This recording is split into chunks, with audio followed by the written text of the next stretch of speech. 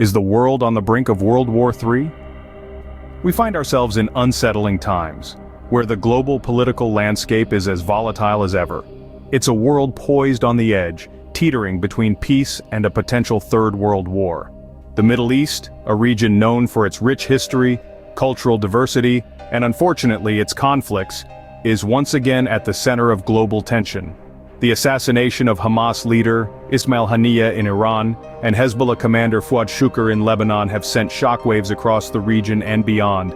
These events have complicated peace efforts, raising concerns about a potential escalation of violence. The geopolitical chessboard is set, the pieces are moving, and the world watches with bated breath, anticipating the next move. Simultaneously, the interplay of power dynamics is unfolding in other parts of the world. Proxy wars in Taiwan and Ukraine are shaping the global order, pushing us closer to the precipice of a multipolar world. Are these events a prelude to a global conflict, or are we misreading the signs? These questions loom large as we delve deeper into the complexities of our current global situation. Let's delve into the concept of proxy wars. Proxy wars, in essence, are conflicts between two global or regional powers, fought not on their own soil, but in a third country. These wars are not direct battles, but are fought through allies or proxies, hence the name. Now, why do these superpowers prefer proxy wars over direct conflicts? The answer lies in the potential for catastrophic consequences of a direct war. Proxy wars allow these powers to protect their interests, exert influence, and settle scores without risking a potentially world-ending direct confrontation. There are three key regions where such proxy wars are currently brewing. These are Taiwan, Ukraine, and the Middle East. Each of these regions represents a different set of interests, conflicts, and potential outcomes. First, there's Taiwan, an island nation that has become a chessboard for the United States and China.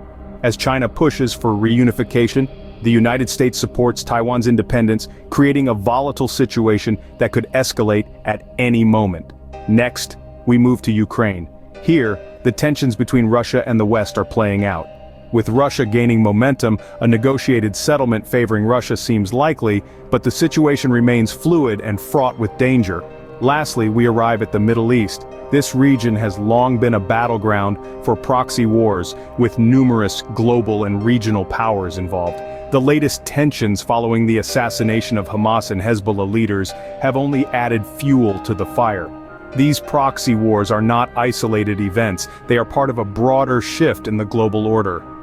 As these conflicts unfold, they are reshaping the geopolitical landscape with potential implications for the balance of power, international relations, and global security. These proxy wars are reshaping the geopolitical landscape, but what could this mean for the world? The Middle East is a tinderbox, teetering on the edge. This statement encapsulates the precarious situation in the region, where recent events have heightened tensions to a seemingly unbearable degree. The assassination of Hamas leader Ismail Haniyeh in Iran and Hezbollah commander Fuad Shukr in Lebanon by Israel have added a new, deadly dimension to the already complex web of relationships in the Middle East.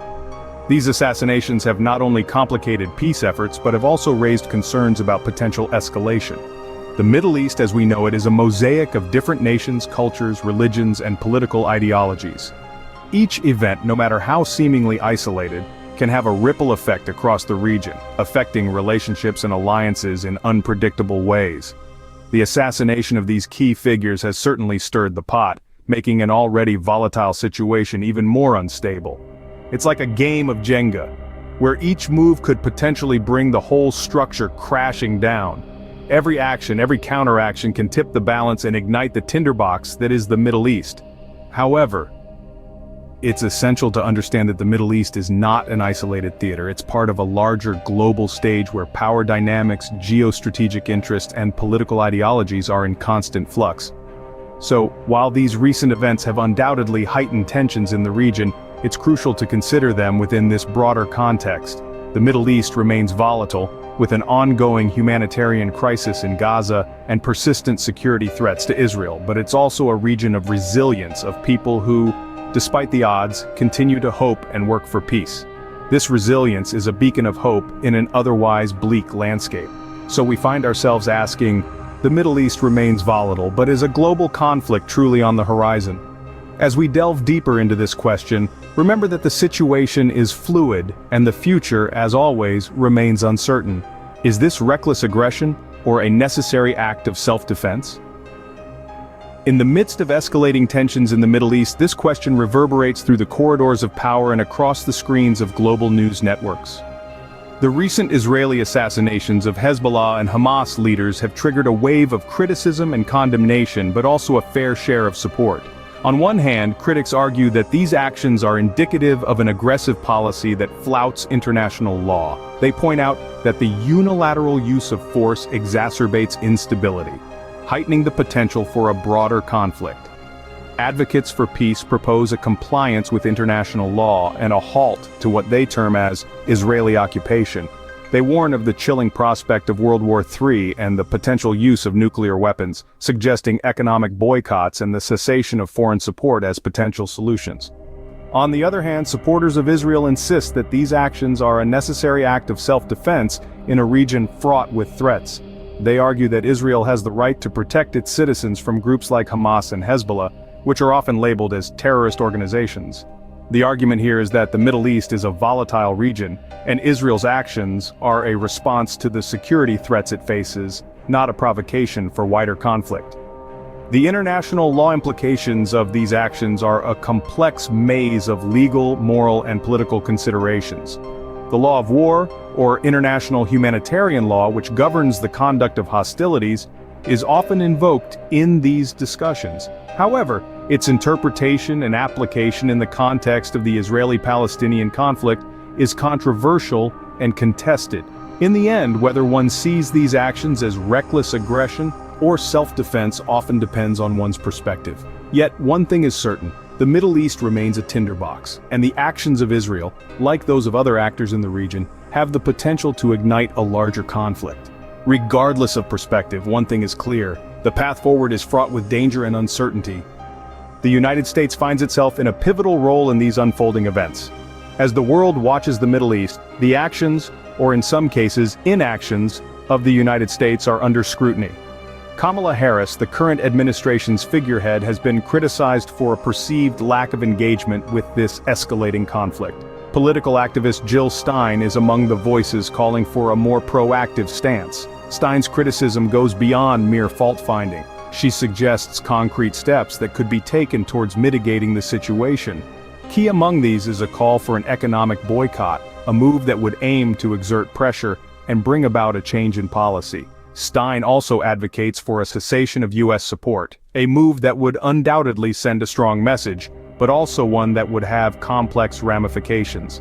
It's important to remember that the United States has a long history of involvement in the Middle East, a history that is both complex and fraught with tension. Its role as a global superpower makes it a key player on the international stage, and its actions can have far-reaching effects. The U.S.'s diplomatic influence could be pivotal in negotiating a ceasefire, potentially averting a wider conflict. Stein's proposed solutions, while bold, would represent a significant shift in U.S. policy.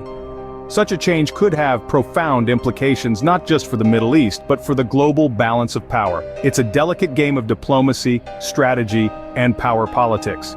The United States stands at a crossroads. It can choose to maintain its current course with all the potential risks and rewards that entails. Or it could choose to alter its approach, potentially reshaping the landscape of international relations. The choices made in the coming days and weeks will be watched closely, not just by the nations directly involved in the conflict, but by the world at large. The actions of the United States could very well determine the course of the future. So, are we on the brink of World War III? We've traversed the landscape of global tensions, the shifting sands of the Middle East, and the escalating proxy wars. The world teeters on the edge: Taiwan, Ukraine, and the Middle East, all potential flashpoints in a global conflict. The Middle East, a tinderbox, sees its flames of conflict fanned by assassinations and aggressive policies. The question of whether this aggression is reckless or self-defense remains a point of contention. We've also delved into the role of the United States, a country with a significant hand in the world's geopolitical chessboard. Its decisions could very well tip the scales in favor of peace or push us towards war. We've examined the potential for a third world war and the terrifying implications it would hold for humanity. Only time will tell if these events are indeed a prelude to a global conflict. Until then, we can only watch, wait and hope for peace.